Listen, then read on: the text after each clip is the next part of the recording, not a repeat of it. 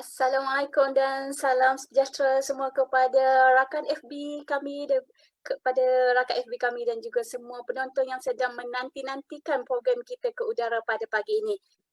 Baiklah, hari ini seperti yang kami janjikan, kami kembali dengan slot tip UCTC untuk kita bawakan secara langsung daripada Facebook UCTC dan juga Facebook Universiti Putra Malaysia.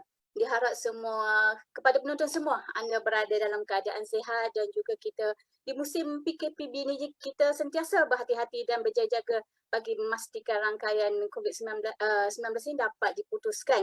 Jadi seperti yang kami wawarkan melalui FB hari ini, kami akan kongsikan anda dengan satu topik yang menarik rasanya orang yang peminat-peminat kucing, si manja kucing ni, kalau kata miau memang akan pasti menanti-nantikan. Hari ini kami bawakan seorang pakar daripada UPM yang dah lama bersama dengan kucing ni, iaitu Dr. Nur Alimah Rahman, penyelaras klinikal unit kecemasan dan ICU Hospital Veterina Universiti Putra Malaysia. Hari ini kelenian sikit topik yang kami akan kongsikan dengan anda. Sebelum ni kita banyak bawakan topik-topik berkaitan dengan tanaman. Hari ini kita nak kongsikan dengan anda si manja ke kucing. Macam mana nak jaga, apa keperluan asas, apa keperluan makanan dari segi makanan, dari segi rawatan yang anda boleh lakukan di rumah. Dan pastinya anda akan nak tahu kan, pasti yang kita nak tahu, sama-sama kita nak tahu, anda juga boleh kongsikan dengan kami sekiranya anda nak sharekan maklumat yang anda tahu, dan juga kalau nak tanyakan soalan, sekiranya anda inginkan jawapan daripada persoalan-persoalan anda nanti. Jadi sebelum tu mungkin anda boleh like, kalau anda belum like lagi Facebook kami, dan juga anda sharekan program hari ini kepada kawan-kawan anda, dan untuk kita manfaatkan bersama. Saya rasa ramai kat sini, kat Malaysia ni ada peminat-peminat kucing, dan juga mungkin anda sedang ingin berjinak untuk memelihara kucing. Jadi kat sini hari ini kita kongsikan bersama dengan anda. Jadi mungkin kita terus bersama Dr. Alimah. Assalamualaikum Doktor. Waalaikumsalam warahmatullahi taala wabarakatuh. Sihat ya ini? Alhamdulillah. Sebenarnya hari ini doktor bertugas kan dekat klinik? Hari ini memang bertugas seperti biasa, insyaAllah. Oh, seperti biasa itu. Mungkin anda pernah kenal dengan Dr. Alimah. Mungkin siapa yang pernah datang ke klinik, mungkin pernah hantar kucing datang, kucing ada masalah, mungkin pernah jumpa dengan Dr. Alimah. Dan rasa-rasa hari ini kita alhamdulillah lah kita dapat jemput, kita curi sekejap Dr. Alimah untuk kita bersama dengan anda semua. Bukan apa, sebab saya tahu ini ada permintaan ramai daripada komuniti di luar sana nak tahu macam mana nak uruskan kucing di rumah ya, terutamanya doktor. Saya rasa kalau masalah besar mungkin dia akan bawa ke klinik lah kan, tapi betul. Kita ada sikit masalah kat rumah, rasanya kita boleh selesaikan di rumah kan. Ya betul. Kepada anda, jadi Dr. Alimah rasanya ramai penonton kat luar sana dah tak sabar-sabar nak tahu perkongsian ni ya, sebab tadi pun kita dah lewat sikit masa. Jadi saya rasa saya terus serahkan kepada Dr. Alimah untuk sesi perkongsian. Assalamualaikum. Terima kasih Puan Nafisa, dan juga terima kasih kepada pihak UCTC yang telah menganjurkan program yang sangat baik ini. Pada pagi ini saya juga nak mengucapkan terima kasih kepada bos bagi peluang untuk pelepasan keluar ke UCTC ni ya. Sebab masa sekarang ni PKP, jadi staff sangat sedikit lah ya. InsyaAllah. Okay. So pada hari ini saya akan sharekan tajuk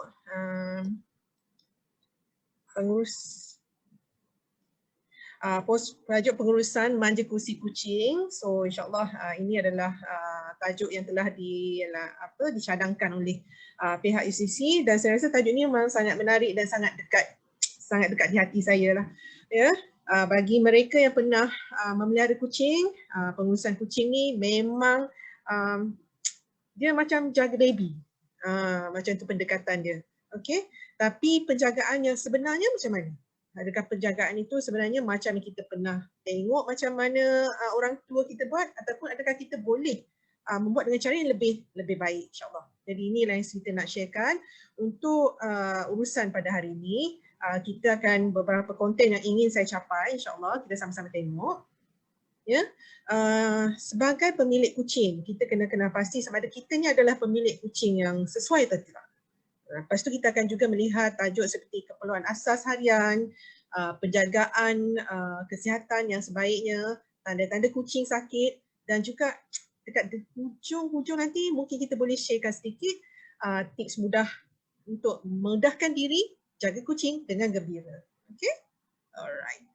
Alright, kalau kita semua boleh sedia, kita tengok dulu adakah kita pemilik kucing yang sesuai. Okay. Sesuai ke saya bela kucing? Jadi kita ada beberapa faktor yang kita kena ambil kira. Ya? Kalau kita suka kucing tetapi beberapa faktor ni kita tak boleh penuhi, mungkin kita kena fikir semula, mungkin kalau tak kucing mungkin haiwan lain lah boleh yang sesuai dengan kita. So we need to see sama ada kita fit atau tak. Kalau tak fit nanti jodoh tak berpanjangan, sedih lah pula kan. Okay, so tengok apa dia faktor-faktor yang boleh mempengaruhi sama ada tuan-puan sesuai atau tidak memelihara kucing. Alright, kalau kita tengok pada slide ni, satu adalah kesukaan ataupun minat kepada kucing itu sendiri. Tak semua orang minat pada kucing, tak semua orang minat pada anjing ataupun tak semua minat pada ikan. Kalau saya ikan tu nak makan je kan. Tapi ada orang suka bela ikan sebab cantik. Begitu juga dengan kucing. Ada orang suka dengan sikap, dengan bulu dia lembut dan companionship yang dia bagi. Ramai yang memikat dan mahukan kucing sebagai sebahagian daripada keluarga. Tetapi sebagai pemilik kucing, kita kena melihat faktor kesihatan. Sekiranya dalam keluarga kita ada masalah dengan kesihatan, terutama sekali mereka yang mengalami masalah asma, contohnya terutama jika ada anak kecil ataupun orang tua yang ada alergik dan sebagainya, mungkin faktor kesihatan perlu diutamakan ataupun kita kena melihat cara penyelenggaraan kucing yang berbeza daripada cara biasa. Jadi suka kucing itu baik tetapi kesihatan keluarga lebih penting. So kena fokuslah dekat situ ya. Satu lagi faktor lain adalah masa. Okay. Kucing dia walaupun dia solitary animal, maksudnya dia boleh hidup dengan sendiri, tetapi sebagai haiwan peliharaan dia perlu berinteraksi. Sekiranya tuan-puan tidak punya masa untuk melihat, tidak punya masa untuk memelihara dan tidak ada masa untuk membelai, mungkin ini bukan haiwan yang sesuai ataupun kucing ni dia jenis yang suka untuk dia nak duduk sebelah, dia nak dibelai-belai dan kalau tak ada, ini mendatangkan stres kepada dia dan mungkin itu bukan cara yang terbaik lah. Selain daripada itu, perlu dilihat juga sama ada kita ada haiwan lain di dalam rumah. Ada setengah rumah dia ada multiple jenis haiwan di rumah. Dia ada kucing, dia ada anjing, dia ada anak dan sebagainya. Kalau haiwan ni tidak boleh berinteraksi dengan baik, ini akan mendatangkan masalah kepada kucing tu dan lebih-lebih pada tuan punya haiwan tersebut. Jadi faktor-faktor yang pelbagai ini perlu diambil kira dan selebihnya ialah faktor kewangan. Kita nak bela pokok cili pun kena ada modal. Lagilah kita nak bela seekor haiwan yang hidup. Kerana jangka panjang kucing, jangka panjang umur boleh berlaku daripada 1 tahun sehingga 20 tahun umur kucing pada zaman sekarang. Jadi investment tu akan berlangsung dalam jangka masa yang panjang. Jadi kita perlu mengambil kira faktor kewangan sebab ada pengurusan yang melibatkan sumber kewangan dan ada masanya mengambil sumber kewangan yang sangat banyak. Jadi persediaan seperti ini perlu dinilai semula mengikut keperluan dan kemampuan diri pemilik kucing. Selain daripada memiliki kucing, juga melihat sebesar mana jumlah kucing yang boleh kita tanggung di dalam rumah. Okey. Kalau dah sesuai, katalah semuanya dah okey kan. Ni tick semua, box saya dah tick, semua dah okey. Okey, what should I do next? Kena tanya beberapa soalan seterusnya. Adakah kita mampu nak sediakan apa yang tersenarai di dalam slide ni? Ini adalah keperluan asas atau keperluan harian yang perlu kita sediakan untuk memelihara kucing dengan lestari. Bila ada benda ni dengan selesa, barulah kita boleh katakan kita telah menyediakan keadaan yang sesuai dan yang optimum untuk kucing kita. Yang pertama sekali, tempat tinggal. Okey. di Malaysia kita banyak tanah lagi. Tetapi dengan sumber kalau duduk kampung tu mungkin banyak tanah kan. Boleh kucing kita pergi keluar, ada tempat nak main dan sebagainya. Tetapi bagi mereka yang berada di bandar, perlu memikirkan sama ada kalau berada di apartmen, adakah faktor keselamatan tu dibenarkan oleh pihak management untuk memelihara kucing. Perlu juga memikirkan sebab kucing ni memerlukan kawasan luas untuk mereka berlari, mereka bersenam dan sebagainya. Kucing macam mana sesuai untuk berada di dalam rumah. Jadi faktor-faktor seperti ini akan mempengaruhi jenis, jumlah kucing dan jangka masa berapa lama kita memelihara kucing. Ya? Sebab kucing bila dibiarkan lepas keluar dan sebagainya akan mendatangkan masalah keselamatan, masalah kesihatan dan sebagainya. Terdapat juga mereka yang melihara kucing di dalam sangkar. Tak ada masalah nak jaga kucing dalam sangkar, tapi adakah sangkar disediakan tu dalam saiz yang tidak menganiaya kucing. Kalau sangkar terlalu kecil sampai tak boleh pusing, tak ada tempat nak makan, tak ada tempat nak buang najis dan sebagainya, ini bukanlah cara pemeliharaan kucing yang baik. Ya? So kena tengok faktor tempat tinggal kita pun nak tempat tinggal yang sedap kan. And then letak pula kita di Malaysia, tempat rumah kita ni di kawasan kita adalah sekejap hujan, sekejap panas, sekejap hujan, panas. Kalau kita letak di kawasan yang sentiasa kena panas dan hujan, mungkin tak sesuai. So kita kena faktorkan tempat tinggal dan tempat yang sesuai untuk mereka. Okay, next. Dah ada tempat tinggal. Macam kita bawa baby balik kan. Kalau bawa baby, kita bagi minum susu saja, dia tak boleh makan sendiri. So sama juga dengan kucing yang kita bela masuk. Jadi kena pilih pemakanan yang sesuai dengan jenis kucing tersebut, dengan umur kucing tersebut. Misalnya kalau kucing kecil lagi, kitten lagi, dicerai susukan, kalau setelah diceraikan dengan susu ibu, perlu menyediakan susu yang sesuai. Mungkin tak sesuai bagi makan susu yang kita biasa minum. Ada orang dia nak bagi senang, beli susu dekat kedai, dia minum susu, dia pun bagi susu dia dekat kucing dia. Ni tak sesuai ya. So bagi kucing kecil ataupun kitten masih memerlukan untuk minum susu, terutamanya mereka yang berumur kurang daripada 4 minggu, gigi dia tak ada lagi. So dia tak boleh nak makan makanan yang solid. So dia memerlukan what we call as milk replacer. Ini salah satu contoh. Saya bukan promote brand ya, tapi nak bagi tahu contoh dia adalah milk replacer. Kalau tak dapat, ni kita boleh dapatkan di kedai-kedai pet shop dan sebagainya. Biasanya dia akan tulis milk replacer untuk kucing. Terutamanya anak kucing dan kucing biasa yang dewasa. Mereka tidak punya ada isu untuk memproses laktos yang ada dalam susu biasa yang kita biasa minum.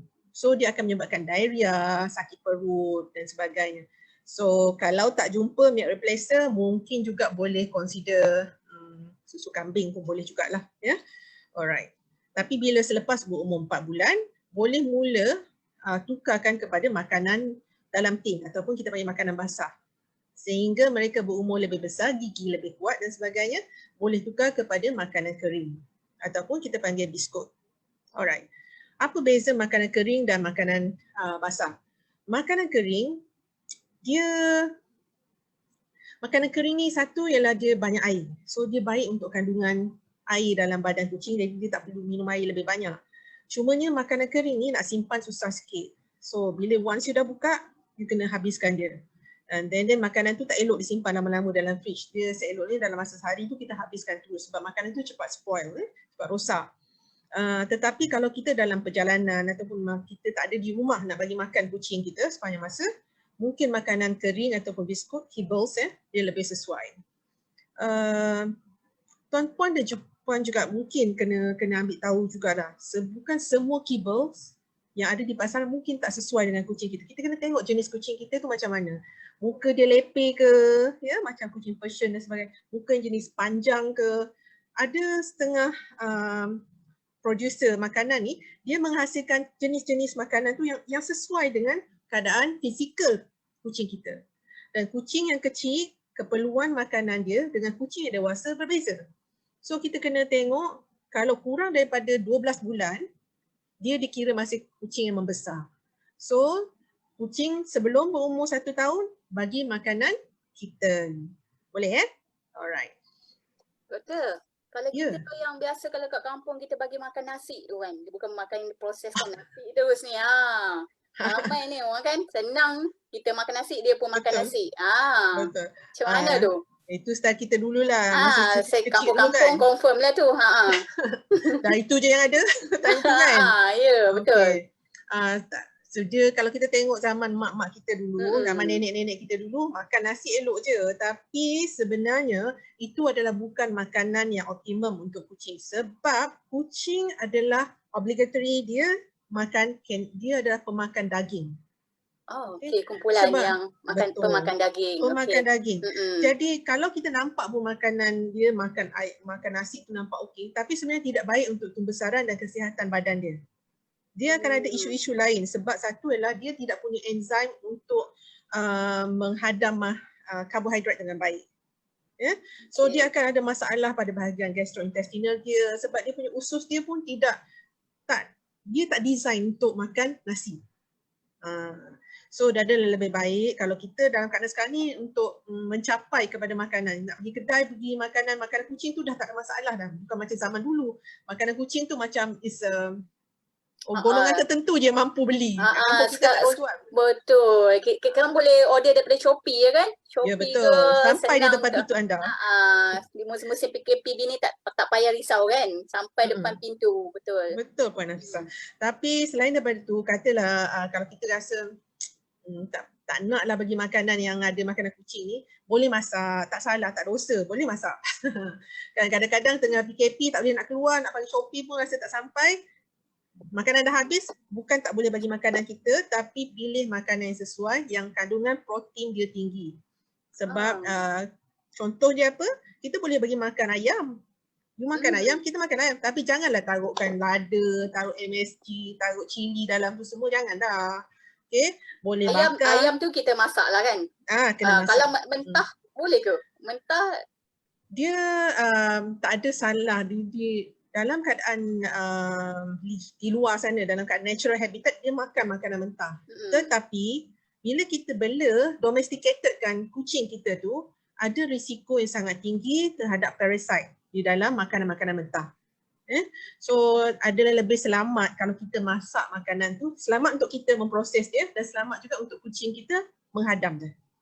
So saya ada juga kumpulan-kumpulan di luar yang advocate dia lebih kepada cenderung kepada makanan-makanan yang tidak masak sebab bagi mereka lebih natural, tapi untuk haiwan yang kita jaga dalam rumah rasanya lebih baik dan lebih mudah untuk kita jaga kebersihan dan dia tahan lama bila lepas masak. Banyaklah isu-isu dia tu kan. Betul. Yelah, kita pun makan makanan yang dimasak tu, eloknya dia pun kehidupan yang boleh, dia perlu makan yang makanan yang sihat, masak jugalah kan. Doktor, kat sini ada daripada Cik Muhammad ni, dia ada tanya kucing dia ni dia berlaku kucing kampung lah, dia kata kucing yang biasa tu kan. Dia tanya kucing ni pelik sikit, kucing ni suka makan buah-buahan. Hebatnya kucing Cik Muhammad. Mungkin dia jadi orang kampung kot. Mungkin dia ada kebun buah ke kan. Terbiasa dengan ada kebun-kebun buah ke, tak pasti. Okey. Bagi menjawab soalan Cik Muhammad ni adalah perkara yang natural. Kalau kita pergi tengok haiwan di luar haiwan liar ataupun pada habitat asal haiwan ni, dia makan semua jenis makanan tetapi dalam proportion yang berbeza. Dia akan makan daging dalam jumlah yang besar. Tapi kalau kita tengok kucing, dia ada kadang-kadang kalau lepas kan dia makan rumput, kampan pucuk apa semua kan. So ada setengah kucing yang suka makan buah ni adalah natural. Kecuali bukan pelik doktor? Tak pelik, normal. Itu selera orang lah, orang suka makan spaghetti, ada orang suka makan nasi. Ni suka makan buah, okeylah tu. Cuma kena pastikan sebab kita ada beberapa kes yang masuk surgery sebab dia makan buah tu sekali dengan biji rambutan dan sebagainya, dah blok dah, kena masuk surgery pula nak keluarkan biji rambutan kan. So sampai kecil macam ni.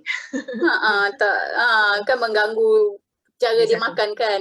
Kalau kita boleh buangkan biji tu kan kalau kita makan. Itulah. Yang budak-budak ni dia pandai. Cuma kalau harap dapat membantulah Cik Muhammad tadi kan. Ada masalah. Kena hati-hati Cik Muhammad. Cuma jangan dalam kuantiti yang banyak. Cuma make sure makanan yang asas dia adalah makanan dalam bentuk makanan kucing yang betul lah. Okay, alright. Ada juga yang tadi di-sharekan tadi tengah sempat berbincang dengan staff kita di sini. Dia kata dia bagi makan kucing dia ikan rebus. And then memang kucing suka. Suka sangat Kalau makan pun ikan rebus. kita gaul dengan nasi ke kan, ada juga setengah orang buat. Itu memang tradisional lah. Cuma tak ada masalah nak bagi makan ikan rebus. Cuma bila bila ikan ni direbus, dia akan mengalami satu masalah saja. Itu kita panggil thiamine deficiencies. Thiamine deficiencies ni bila direbus, thiamine yang ada pada ikan tu tadi dia akan hilang. Ini akan menyebabkan ada isu pada gangguan pada saraf. Ya? Ada setengah kucing tu akan menjadi masalah untuk tak boleh nak angkat kepala ataupun dia kemurungan dan sebagainya ataupun kurang selera makan selepas tu. Jadi untuk kucing yang diberi makan ikan rebus dengan nasi gaul dengan aku dan sebagainya adalah lebih elok kalau kita masukkan, kita tambahkan suplemen thiamine dia. Ya? Bagikan suplemen ubat vitamin depan dinamakan thiamine, boleh dapatkan di kedai, di klinik dan sebagainya, thiamine vitamin ya. So bagi mereka yang berniat untuk memasak untuk kucing, sebab kita masak satu jenis saja tapi kucing memerlukan banyak ramuan dalam dia punya makanan dia, kena suplementkan dengan ubat dengan suplemen yang lain lah. Yeah? Alright. Cuma saya nak sentuh satu lagi berkaitan dengan makanan ni.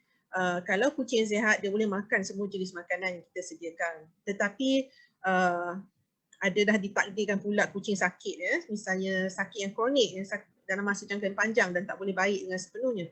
Misalnya apa? Sakit buah pinggang, sakit jantung, sakit diabetik. Ini bukan sakit yang asing, bukan berlaku pada manusia saja, berlaku pada kucing ataupun dia sakit, ada thyroid, ada masalah thyroid. Kucing pun ada penyakit macam-macam ya, dah. Semua penyakit sama macam kita ya. Sama, insyaAllah sama. Design kita hidup ni bukan sama, cuma dia banyak bulu, kita kurang sikit bulu kan. Itulah. Okay, so cuma untuk kucing-kucing yang ada masalah kesihatan, biasanya setelah berjumpa dengan doktor dan telah disahkan penyakit ni, dia perlu diberi makanan khas ataupun kita panggil prescription diet. Kita harap pihak pemilik kucing yang ada, kucing yang mengalami masalah ini, dia pergi dapatkan makanan yang telah di-showkan sebab dia akan membantu. Satu, membantu mengawal masalah penyakit yang ada pada diri dia. Satu, boleh maintain dia punya fisiologi badan dia untuk berfungsi dengan lebih normal. InsyaAllah boleh hidup dengan lebih kita baik. Kena bawa buat rawatan ke klinik dulu kan untuk dapatkan nasihat-nasihat dulu kan. Betul, sebab biasanya dia perlu ada diagnosis dulu, dia perlukan semua keputusan yang betul dan barulah doktor tu nanti akan bagi prescription. Dan biasanya makanan ni dia tak boleh beli begitu saja, dia kena ada prescription daripada doktor lah. Ya? Doktor, kita ada soalan ni balik pada makanan tadi kan, daripada Nur Atika Syuhada ramai orang cerita makan. Makan lagi, kita sentuh makan lagi kibbles. Apa makanan tu? Ya biskut tu. Biskut tu kan. Kalau lama kat permukaan ni dia lembutkan ke? Dia boleh sebabkan kucing tu boleh muntah ke? Kalau macam ni. Tak, saya pun soalan ni mungkin doktor lebih faham kot. Saya cubalah nak fahamkan, kalau tak betul nanti. Kalau lama kat permukaan, kalau boleh lama sangat sebabkan kucing muntah. Okey, macam benar ni. Ke? Dia ada betul dan tak betulnya. Sebab muntah ni boleh disebabkan oleh pelbagai-bagai sebab. Tak semestinya disebabkan oleh makanan tu sahaja. Tapi kalau makanan tu telah terdedah dengan begitu lama. Sebab makanan tu walaupun dia kering, bila kita terdedah dalam keadaan begitu lama, dia akan terdedah kepada kelembapan dan boleh menyebabkan satu ialah pada permukaan tu mungkin dah ada fungus dan macam makan kita nasi ada 2 hari dah jadi tapai kan? Terdedah bila terdedah kan. Bila terdedah dia dah lemau, dah masuk angin, lepas tu boleh masuk bakteria dan sebagainya, itu boleh menyebabkan gangguan pada sistem pencernaan dan boleh menyebabkan muntah, boleh berlaku. Tetapi sekiranya seekor tu je muntah, yang lain tak muntah pun elok, kena investigate kenapa dia jadi macam tu. Mungkin dia ada masalah lain. Kita boleh suspek tapi kita kena check. Ada satu lagi soalan daripada Atikah Ya, Atikah. Tadi kita kisah tadi yang kita bagi ikan pada kucing tadi. Tapi doktor dia terangkan juga kan tadi, cuma dia tanya baliklah. Kucing tu, satu ekor kucing tu cukup ke satu ekor ikan? Semua sekarang doktor, semua orang bermain-mainlah fikiran adalah makanan yang selain pada kita beli yang proses ni memang ikan je. Ramai yang memang kan kita kan bagi untuk makanan betul. kepada kucing ni ikan kan, ikan rebus ataupun ikan goreng ke apa pun ikan yang kita dah masak lah kan. Okey, nak tanya satu. Ni Ha, ha. ikan ni, ikan seekor ni cakap ikan apa? Ikan bilis ke ikan tongkol? Ya. So, Ha. so sebab nak mengatakan kuantiti cukup tak cukup tu bergantung kepada saiz kucing, umur kucing, jantina kucing, kondisi kucing tu sama ada dia tengah pregnant ke, menyusukan ke, ataupun dia tengah sihat tak sihat. Macam kita, orang mengandung kandungan keperluan makanan berbeza dengan kandungan orang yang tidak mengandung, ataupun lelaki yang berumur 60 tahun dengan budak lelaki yang berumur 15 tahun berbeza kan keperluan makanan. So dia ada variety. Tetapi secara kita nak kirakan berapa gram tu satu kerja macam duduk kat lab pula kan. So kita boleh anggarkan kalau seekor kucing dewasa kita besar kan, lebih kurang 3-4 kilo kalau kucing lokal tu, dia sekurang-kurangnya kena makan 1 mangkuk makanan sekali makan.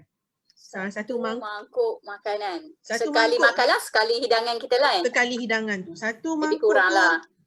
Satu mangkuk tu nak cakap macam mana, mangkuk besar, mangkuk kecil pula lah kan.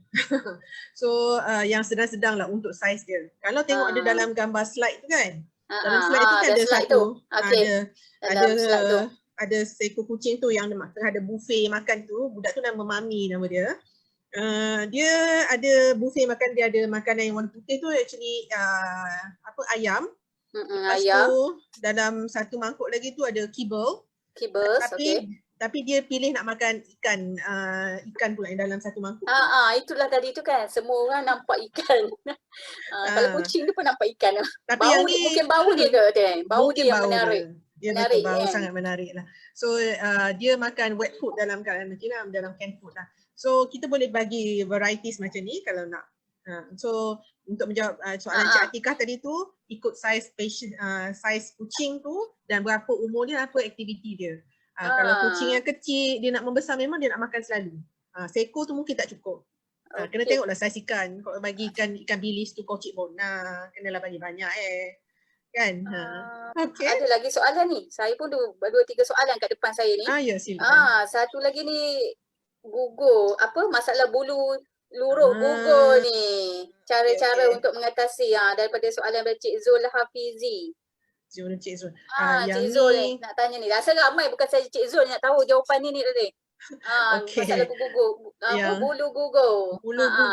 Bulu gugur ni actually saya akan terangkan dalam slide yang lain. Tapi ada slide nanti kita akan bincangkan tentang penjagaan kesihatan yang lain. Tapi selain daripada masalah bulu gugur juga mungkin disebabkan oleh faktor makanan. Satu adalah bila tak sihat dan bila dehydrated, tak cukup air dalam badan. Macam kita bulan puasa kan, dehydrated, gugur banyak rambutnya kan. Sama lah macam orang yang tak sihat, dia akan gugur rambut dia dan sebagainya. Ataupun dia kering, kulit tu sangat kering, boleh menyebabkan gugur juga pada sebab kucing. Satu adalah kita kena be realistic. Kucing tu dan seluruh badan dia tu bulu. Dan kita tak boleh bandingkan dia dengan rambut kita ataupun bulu badan kita. Sebab dia kalau gugur, dia dalam beberapa ratus helai rambut tu normal untuk dia shedding satu hari. Kalau banding kita kalau beratus bulu. Tetapi kalau manusia satu hari tu normal bagi normal dia. lah. Normal untuk dia. Memang kena ambil langkah-langkah lah. Jangan panik. Sebab bukan masalah keguguran memang itulah normal. Itu normal sebab tu kita nanti saya akan tunjukkan dalam slide seterusnya kena macam mana nak jaga rambut kita yang gugur. Next seterusnya. Ni ada juga ni ada soalan ada kucing suka makan durian dan aiskrim. Kucing macam-macam memang doktor, memang macam manusia juga kan, variety makanan yang dia suka. Bahaya tak? Dia risau juga ni, kucing dia bahaya tak makan aiskrim, durian dan aiskrim? Kan pening kan? Ni kita orang ni nak kena tanya ni, tuan punya ni ada ladang durian ke? Saya pada Cik Alias Tajuddin. Lepas ni kita boleh pergi ke ladang durian Cik Alias lah. Okey. Terima kasih atas soalan tu dari Cik Alias. Makan durian dan makan aiskrim tu, itu adalah selera personal untuk kucing tersebut. Sebab dia memang dah terdedah, dia telah terlatih untuk makan tu, memang tak ada masalah. Biasanya dia orang boleh makan, tapi kena ingat aiskrim ni dengan durian ni tadi kandungan gula sangat tinggi. Okay. Dia kandungan asam gula sangat tinggi, and then ini yang menyebabkan kalau dimakan dengan terlalu banyak, boleh menyebabkan satu lagi adalah kandungan lemak yang tinggi. Ini boleh menyebabkan isu pada bahagian hati dan untuk digestible dia, untuk pada bahagian perut dan sebagainya lah. So boleh makan sikit, jangan makan banyak. Tak masalah. Tak ada masalah. Tak ada masalah Ada duit yang lebih boleh hantar kat kita. Ya, itulah kan. Boleh hubungi kami. Dia kan kita share knowledge kan sambil makan-makan durian dengan kucing kan. Keropok ikan pun tak ada masalah kan. Macam doktor cakapkan tadi jugalah, ada juga bertanyakan tentang keropok ikan. Kemudian saya pun suka keropok ikan ni. Keropok ikan kan. Dan satu lagi, menu yang sesuai dalam kucing yang melahirkan anak. Menu berpantang dia ke ada ke? Ada menu berpantang kucing ke ada? Tak ada menu pantang kucing. Cuma untuk kucing yang baru melahirkan anak, terutamanya yang tengah mengandung dan tengah menyusukan anak, kandungan kalori yang diperlukan 1,5 kali ganda lebih tinggi daripada kandungan kucing biasa, kucing dewasa. So biasanya kita kena tambah dia punya volume makanan tu kena increase. Kena naikkan volume dia ataupun boleh dicampur dengan makanan kitten untuk tinggikan dia punya kalori intake dia. So dan kucing yang tengah menyusukan anak ni perlu diberi banyak air sebab dia macam kita menyusukan anak perlu minum air banyak. And then dia sekejap dalam sejam dia kena susukan anak, sejam dia susukan anak dan sebagainya. So kena sediakan availability makanan tu dekat dengan dia dan sentiasa makanan tu perlu dalam keadaan fresh. Sebab ibu yang menyusukan anak ni memang sensitif kan. Untuk maklumatlah untuk Cik Cik Humai Dato yang tanyakan Humai tadi. Dato, terima kasih soalan tu. Soalan tu memang sangat bagus. Okay. Kita teruskan lagi doktor. Silakan doktor, teruskan. Boleh. Alright. Nanti kita selit lagi soalan. Boleh. Sila tanya soalan. Bagi siapa yang ada soalan, sila teruskan. Boleh juga like kita punya Facebook di sini ya, dan kita share dengan kawan-kawan kita lain. InsyaAllah mudah-mudahan ilmu yang kita sampai kepada hari ini kita boleh sharekan lagi dan bertambah-tambah dan orang boleh memelihara kucing dengan lebih baik. Okay. Tadi kita bercakap tentang makanan. Kita juga jangan lupa dalam makanan pula ada air ya.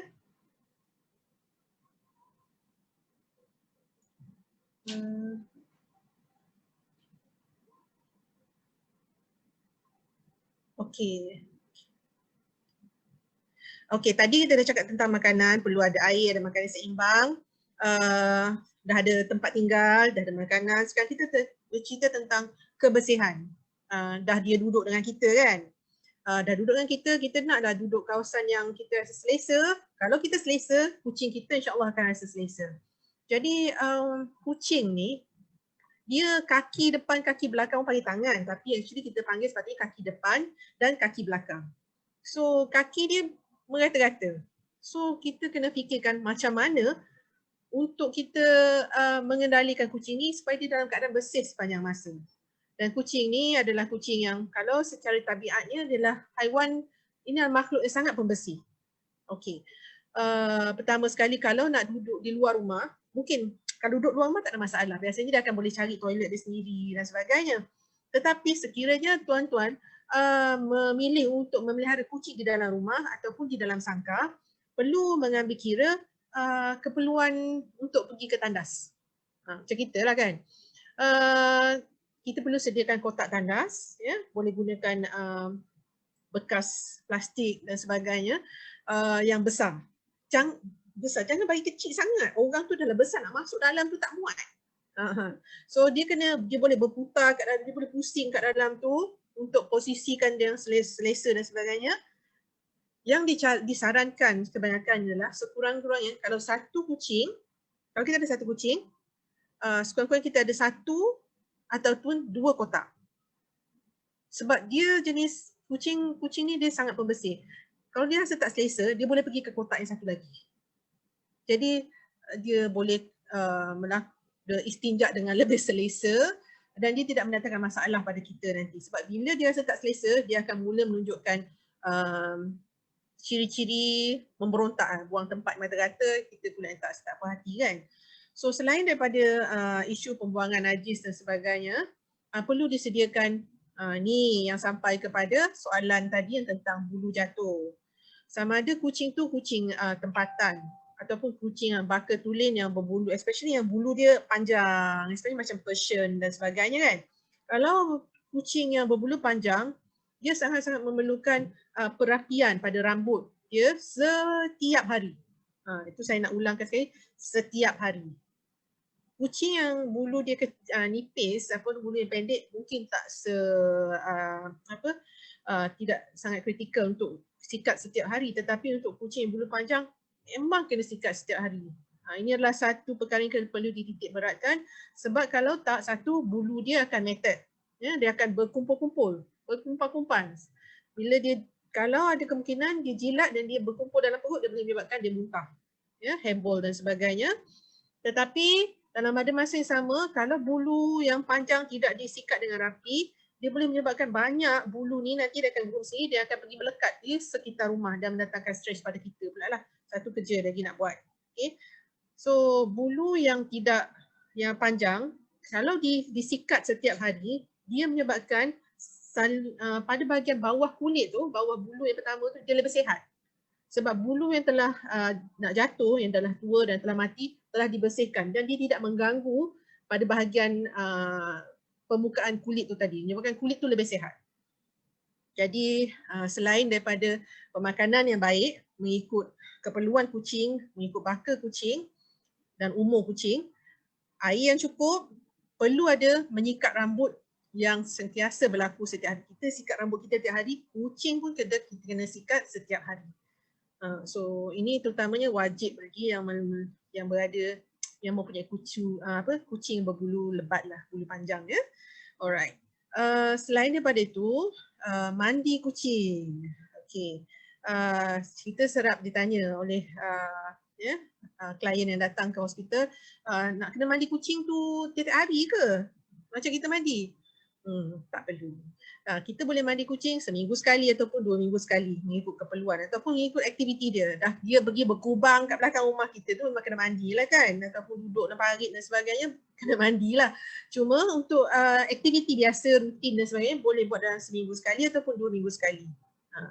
Ada juga kucing yang tak berapa suka air, tak jadi masalah, kena sikat setiap hari. Dan kita boleh mandikan mereka sebulan sekali, tapi tu tak digalakkan lah sebab dia akan betul, banyak bau. bukankah kucing ni takut air ke? Kita siram sikit kan lari. Macam mana ni kita kan, kalau nak mandikan dia, tapi itulah susahnya ni, takut air kan.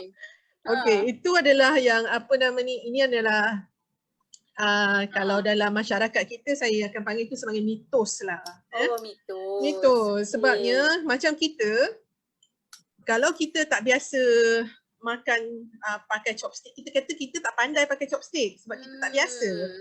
Tapi kalau kita dah biasa pakai, kita okey, dia makan chopstick sama dengan kucing. Kalau dia dah dibiasakan daripada kecil dan cara memandikan dengan cara yang betul, dia biasanya tak ada masalah untuk untuk mandi. Kita kena ajar dia lah. Macam anak kita. Anak-anak lah kan. Macam anak kita kan. Kecil-kecil tu takut je air. Lepas tu dah pandai main air, tak nak keluar dari bilik air. Tak nak keluar dah. Betul-betul. Betul. So kita kena, untuk mandikan kucing ni, dia ada banyak perkara yang kita kena buat. Satu adalah persiapan tu kena semua ada. Perkakas dia masa nak mandi baru nak cari tuala, nak cari shampoo memang tak jadi lah. Sebab kucing ni, dia tak boleh sabar. Janganlah nak minta dia 2-3 minit kita nak cari barang semua. Make sure barang semua dah ada baru kita buatkan dia. Okay. Sama. Lepas tu bagi kucing yang first time mandi, dia kena dibuat secara perlahan-lahan. So benda tu tak biasa. So kita bila introduction tu kena buat secara perlahan-lahan biar dengar bunyi air tu. Kita boleh rasa air tu dalam sol-sol kuku macam kita nak mandikan budak kan. Kalau dia rasa macam selesa tu, insyaAllah kita start daripada ekor dulu, tengok dia reaction dia okey ke tak. Lepas tu kita naikkan sampai ke bahagian dia punya leher dan kepalanya. Lepas tu baru kita shampookan dan sebagainya. And then dalam keadaan macam ni, kita kena tenangkan kucing tu terlebih dulu. Ada saya 2 hari lepas saya boleh tengok dekat dalam YouTube ada banyak netizen yang cuba buat introduction macam mana nak mandikan kucing. Ada setengah tu kita boleh tengok dan kita boleh cuba untuk kucing kita lah.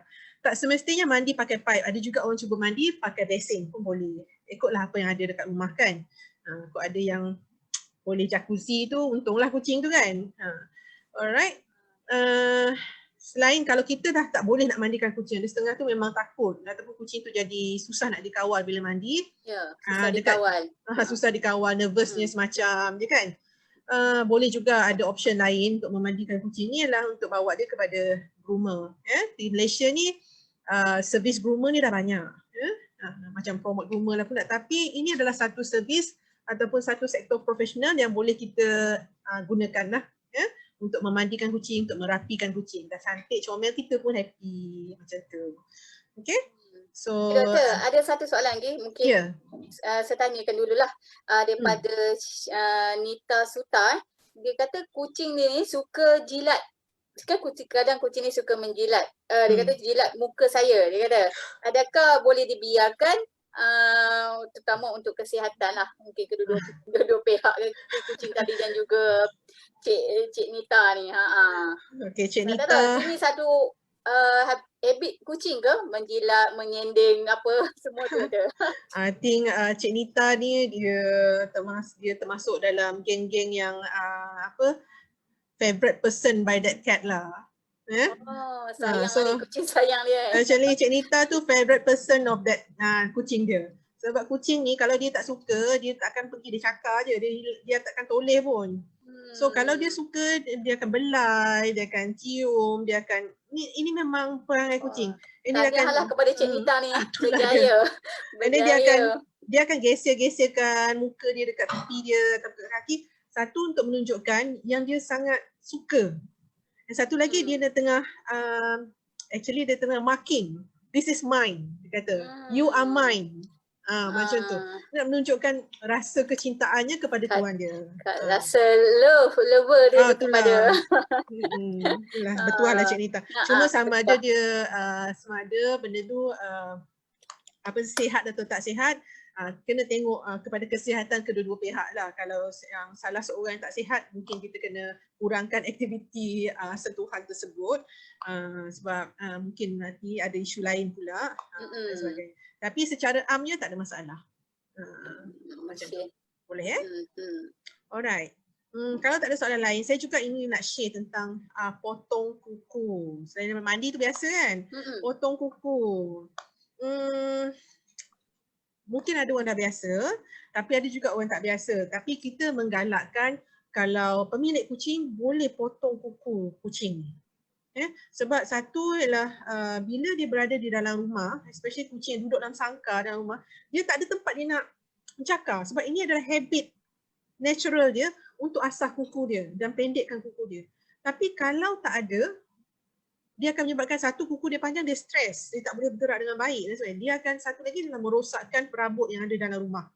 Kita pula yang stres. Tadi dia stres pasal kuku dia panjang, sekarang ni dia rosakkan perabot, kita pula yang stres. So adalah lebih baik kalau kita boleh lakukan aktiviti pemotongan kuku. Alright. Selain daripada potong kuku, pernah dengar berus gigi? Itu yang special ni, berus gigi. Ada berus gigi khas untuk dia. Ya. Dia suka ke tak suka ni sebenarnya untuk berus gigi ni? Setahu saya dalam dunia ni tak ada, kalau daripada asalnya tak siapa pun suka berus gigi. Kita kecil-kecil dulu kan main lagi mak kita ajar kita berus gigi. Terpaksa memaksa kan. Memaksa untuk berus gigi. Betul, sama dengan aktif kucing sebenarnya sebab dia benda yang kita masuk, kita tunjuk dekat mulut dia apa semua tu, itu tak selesa bagi dia, tapi untuk menghasilkan gigi yang sihat dan tahan lama, ya, sebab ingat kucing nak hidup sampai 20-21 tahun, ada setengah kucing tu sampai 30 tahun. Ya, rekod di dalam dunia ni. Lama Kalau di UPM, kucing yang paling lama yang kita pernah rawat ialah berumur 22 tahun. Dia ada pernah datang, dia ada masalah, dia masih sihat ke ataupun dia ada masalah? Sihat selama 20 tahun tu, towards hujung-hujung tahun tu dia adalah isu kesihatan kan. Tetapi maksudnya boleh hidup dengan lama dan maksudnya kita kena jaga semua faktor kesihatan tu sehingga umur 20 tahun lebih. So salah satu kesihatan yang sangat dijaga adalah gigi. Bila gigi sakit ataupun gigi ada masalah, macam nak makan. Kalau tak makan, macam nak sihat? Betul. Umur kucing tadi ada tu cakap tak berapa start umur berapa dia mula tumbuh gigi? Biasanya selepas umur 4 minggu tu dia dah mula ada gigi dah. Okey, 4 minggu ke? Okey, 4 minggu. 4 minggu dah ada mula gigi dan kita boleh mula introduce dia dengan makanan yang solid tu lah. Yang sebelum tu kan kita bagi makan susu, makan lembut saja kan. So 4 minggu tu dah boleh bagi makan wet food yang kecil-kecil tu. So untuk berus gigi, memang ada berus gigi khas, tetapi bagi yang mula nak introduce berus gigi ni, dia boleh guna kain tisu, kain tuala untuk lap-lap dekat celah-celah gigi dia supaya dia biasa dulu. Lama kelamaan baru kita boleh usia kecil dari 4 minggu apa semua dia. Cuma bila dah besar boleh dapatkan berus gigi kucing di pet shop lah, ada banyak sekarang ni. Beli online pun boleh banyak. Okay, alright. Itu tentang kebersihan. Saya nak sharekan tentang mandi tadi tu. Ni yang saya cakap tadi tu, kalau nak mandikan kucing, dia tak boleh tunggu lama-lama. Kena sediakan semua barang baru kita mandikan kucing tu. Kena ada tualanya, kena ada dia punya varieties dia, keperluan untuk sikatnya, macam-macam jenis sikat, ikutlah jenis bulu kucing tu. Kena ada shampoo yang sesuai. Saya tak adalah nak promote mana-mana produk shampoo, tapi sekurang-kurangnya shampoo tu dia ada pelembab. Jadi kulit tu nanti tidak begitu kering. Kalau kita tengok dia punya ingredient, kita boleh baca ingredient dia tu, kita tengok sama ada pelembab atau tak. Ada juga jenis shampoo berubat. Misalnya kalau ada pada bahagian kulit tu mungkin ada masalah fungal dan sebagainya, itu akan memerlukan shampoo berubat dan ikutlah prescription doktor berapa kerap nak mandikan tu dan berapa lama perlu di shampoo. Ya? Yeah? Alright. Okay. Mungkin doktor nanti boleh share langkah-langkah nak nak shampoo kan dia. Okay. Lepas ni saya tunjukkan macam mana salah satu step untuk bagi mandi kucing. Okay, kita tengok video sekejap macam mana nak mandikan kucing dan kita tayangkan kucing. Video Okay. Okay, sekejap ya. Kejap.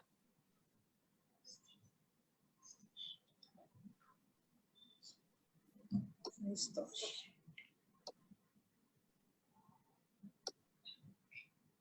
Okay, kalau kat sini kita boleh nampak kita sediakan air tu, terasa dulu air tu dah suam-suam kuku tak selesa tak. Lepas tu kita cakap dulu dengan kucing kita tu, jangan sampai dia panik ya. Kan dia nampak tenang. Barulah kita introducekan dia sikit-sikit pada air tu. Air tu janganlah sampai dia punya macam jet dia tu kan, boleh jet bomber.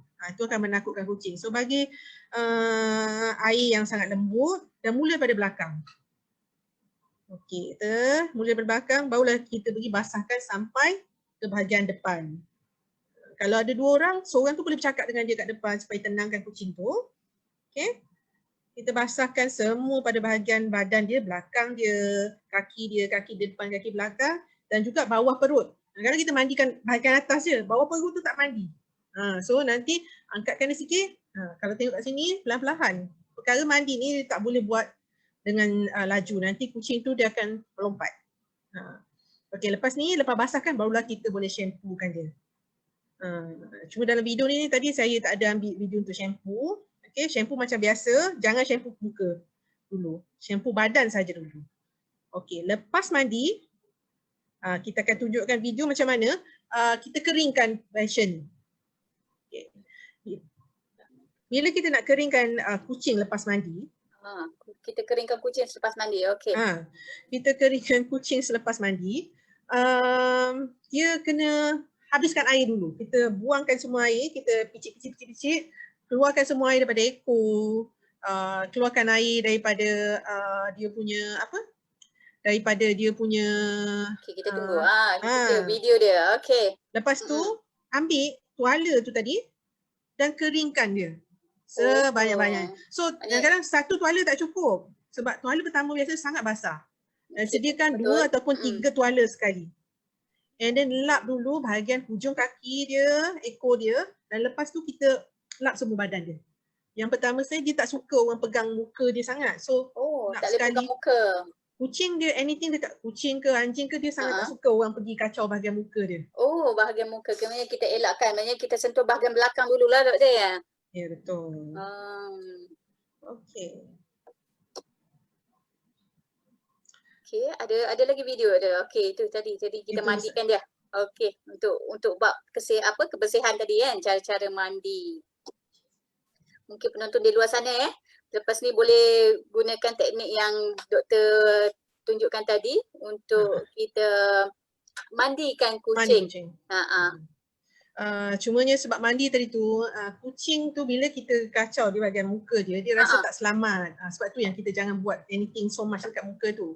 Sebab dia tak boleh tengok apa yang berlaku di sekitar dia, jadi dia rasa akan membontak. So kita jangan kacau sangat bahagian muka, sebab tu kita bersih bahagian lain. Last kali kita sapu sikit muka dia, and keringkan, and that's it. Jangan kacau lagi dah. Macam tu. Kalau tak dia rasa macam macam dia tak selamat lah, macam ada orang ganggu dia. Okay. Kejap ya, kita nak maklumkan kepada penonton yang sedang yang masih setia bersama kita pada pagi ini. Link pendaftaran akan disediakan di ruang komen.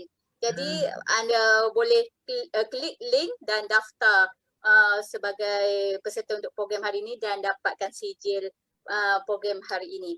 Jadi teruskan doktor. Okey. Alright, kita dah berlangsung dalam 45 minit dah ni. Ada banyak soalan yang banyak soalan kan Puan Nafisah kan? Tapi mungkin tak semua. Mungkin kita tak dapat jawab semua. InsyaAllah lepas ni kita akan jawab di ruang komen di FB lah secara bertulis lah. Lepas ni doktor boleh jawab kan? Saya minta maaf tak dapat jawab semua, tapi boleh juga terus hantar ke Facebook. Terima kasih kerana menonton kami di Facebook ya. Jangan lupa like tu Facebook tu. Okey, insyaAllah dan seterusnya ada banyak lagi tips yang nak buat. Ini tentang potong kuku tadi. Ini adalah tips-tips yang kita boleh gunakan.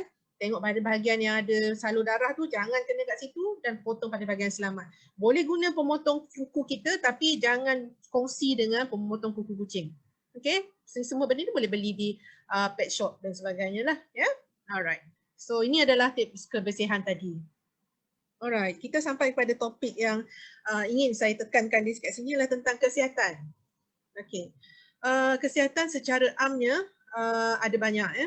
Mungkin tak boleh cover semua dalam jangka masa yang singkat ni, tapi secara am kita boleh lihat sama ada kucing kita ni dalam keadaan sihat atau tak ialah melihat secara aktiviti keseluruhan. Badan dia okey ke, dia punya aktiviti okey ke, makan selera makan okey ke tak. Tetapi ada juga perkara-perkara yang kita boleh kawal di rumah ya, seperti memberi ubat cacing. Kita buat kawalan kutu dan sebagainya. Dan lain-lain lagi adalah kita perlu bawa kepada hospital lah. Kita kena pergi ke klinik veterina untuk dapatkan pengesahan kesihatan yang baik. Okey, kalau kita tengok kat sini, ni biasa tak tengok dekat satu slide yang besar ni. Kutu. Belik-belik kucing kita, kalau nampak bintik-bintik hitam, lalu tu boleh bergerak dan sebagainya tu, ataupun bila kita mandi, bila basah ke atas bulu tu, dia ada macam macam benda putih-putih lekat dekat debunya bulu tu. Yang tu baik pergi cepat-cepat buat rawatan, biasanya sama ada fleas ya, fleas kutu yang boleh menyebabkan masalah sakit gatal pada kulit dan juga boleh menyebabkan anemia. So nama kutu tapi boleh menyebabkan penyakit yang sangat banyak. Kalau kita nak pergi dapatkan rawatan, make sure sama ada kita memerlukan pemeriksaan darah, pemeriksaan kencing, X-ray dan lain-lain lah ya. Dan salah satu faktor kesihatan yang penting yang saya ingin tekankan kat sini adalah pengkasian ataupun dalam bahasa orang kampung saya panggil neuter. So pengkasian ni ada juga orang panggil pemandulan dan sebagainya adalah untuk mengeluarkan organ peranakan ataupun organ untuk jantan ialah dia punya testicle, untuk betina dia akan keluarkan ovari dan juga uterus. Okey. Tapi di rumah kita boleh mengenal pasti skor badan kucing. Skor badan kucing ini bukan isu body shaming. First kali there's no body shaming kat sini. Okay, jangan rasa kita nak merendah-rendahkan skor body seseorang. Tetapi untuk kucing, kita memang suka kucing yang besar, bulat, comel dan sebagainya. Tapi adakah itu baik untuk kucing kita? Kita rasa baik untuk di mata kita, tapi mungkin mendatangkan masalah yang besar pada kucing dalam isu kesihatan. Kalau tuan-tuan dan puan-puan tengok pada skor chart yang ada berada di kita kat skrin tu, ya, yang terbaik adalah bila kucing berada dalam skor 5. Ya, kita boleh rasa lagi, kita boleh nampak lagi pinggang dia tak kecil sangat. Lepas tu kita boleh nampak lagi perut dia tak terlondeh ke bawah. Kalau perut dah terlondeh ke bawah tu, mungkin kucing kita dah mengalami obesiti. Dan bila berlaku obesiti dan sebagainya, sama je macam makhluk Allah yang lain ni, mungkin ada masalah jantung, masalah diabetik, blood pressure dan lain-lain. Ni bukanlah isu yang kecil dan dia mendatangkan kos yang sangat besar untuk mendapatkan rawatan. So, sekiranya berlaku obesiti ataupun berat badan yang kurang, boleh dapatkan nasihat daripada doktor yang bertauliah lah. Ya? Bila melihat skor kucing, tengok bahagian pinggang dia. Kecil ke, besar ke, bahagian otot kaki tu ada otot ke ada lemak. Jangan tengok sahaja, especially kalau kucing tu bulu panjang, kita tak tahu besar, kecil dan sebagainya. Rasa dengan tangan, kita pegang pada bahagian atas badan dia. Atas rusuk dia tu, sama ada boleh rasa tak dia punya tulang spine tu. Kalau boleh rasa tulang tunjang dia tu sangat kurus. Ataupun pada bahagian rusuk tu bila kita lalukan jari kita boleh rasa lekukkan je dia punya tulang tu, itu maksudnya kucing tu terlalu kurus. Tetapi kalau semua dah kau semua lemak-lemak suam-suam sahaja, maksudnya kucing tu dah terlalu gemuk. So kita kena ambil tindakan lah di situ ya. Alright. Itu kalau tentang body scoring. Doktor, kalau ada setengah kucing kan ada yang bakal yang jenis berisi, ada bakal yang jenis kurus, ada yang bakal yang tak ada bulu kan? Okey. So, satunya dia bukan baka kucing adalah melibatkan dari bentuk muka dan dia punya kulit dia dan saiz badan. Tetapi sama ada badan tu akan jadi gemuk atau jadi kurus dan sebagainya tidak melibatkan baka. Oh, okey. Bukan So, sebabkan baka lah. Yalah. Tak. Okay. Cumanya ada kucing tu sebab dia punya badan tu panjang. So dia nampak macam sangat slim. Tapi bila kita tengok scoring dia sama. Body scoring akan ikut chart yang sama. Okey, ada macam ialah scoring dia lah kan daripada daripada sehingga ke hujung, daripada awal hingga ke hujung dia. Dia tengok panjang badan dia lah kan. Sebab tu kita kena tengok faktor-faktor yang saya senaraikan kat situ. Kita tak boleh tengok macam tu je, kita kena pegang dia. Supaya kita tak tertipu lah dengan dia punya saiz badan yang sebenar. Okay? Alright, so kena hati-hati yang ni. Okay. Dan seterusnya perlu melakukan pelatihan, terutama kalau kita ada banyak kucing, ya. Ikutlah dia punya jadual pelatihan yang telah disarankan, ya. Paling awal boleh buat 6 hingga 8 minggu dan seterusnya tahunan selepas kita siapkan semua pelatihan awal tu tadi. Alright.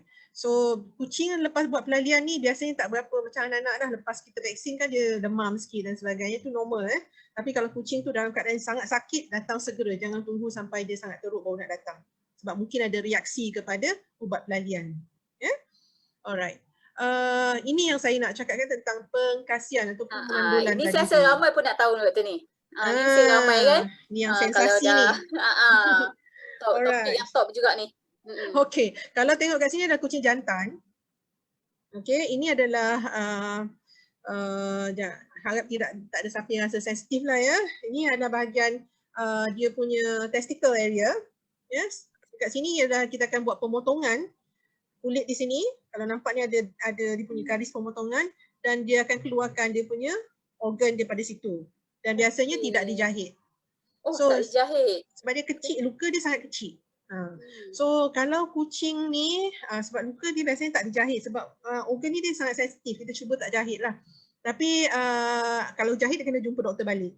Biasanya memang dia punya secara normalnya kita tidak lakukan jahitan, dia cepat baik. Dalam masa 24 jam, 48 jam dia dah tutup balik dah. Cuma untuk patient macam ni, tutup sendiri insyaAllah. Dia macam luka sikit, yang kita boleh baik kan.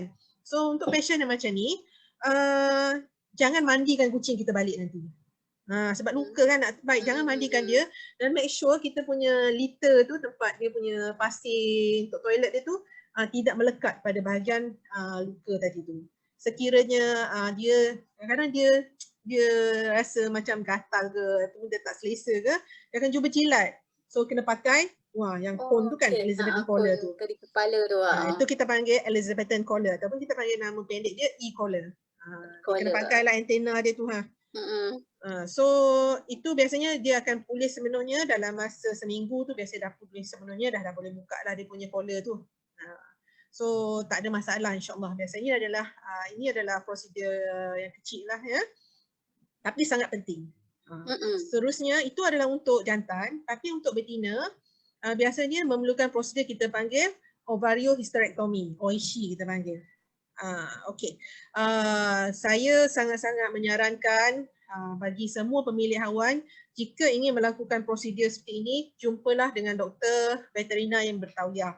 Kita tahu di Malaysia hari ini ada banyak isu-isu bogus vet, ataupun vet yang tidak bertauliah ataupun claiming them to be a vet. Dan kita rasa bila tak ada masalah, mungkin you can get away with it, tak ada masalah. And then dia bayaran sangat murah dan sebagainya, and then nak reach pun tak payah buat appointment dan sebagainya. Tapi bila bermasalah, dia akan muncul di muka pintu hospital kita.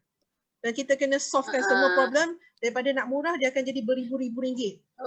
So, and then sometimes dia dah jadi infection sangat teruk dan kita tak boleh selamatkan. Jadi kenapa nak mengambil risiko? Betul. Jumpa pada yang pakar kan. Jumpa pada kawasan yang betul, dapatkan rawatan yang betul.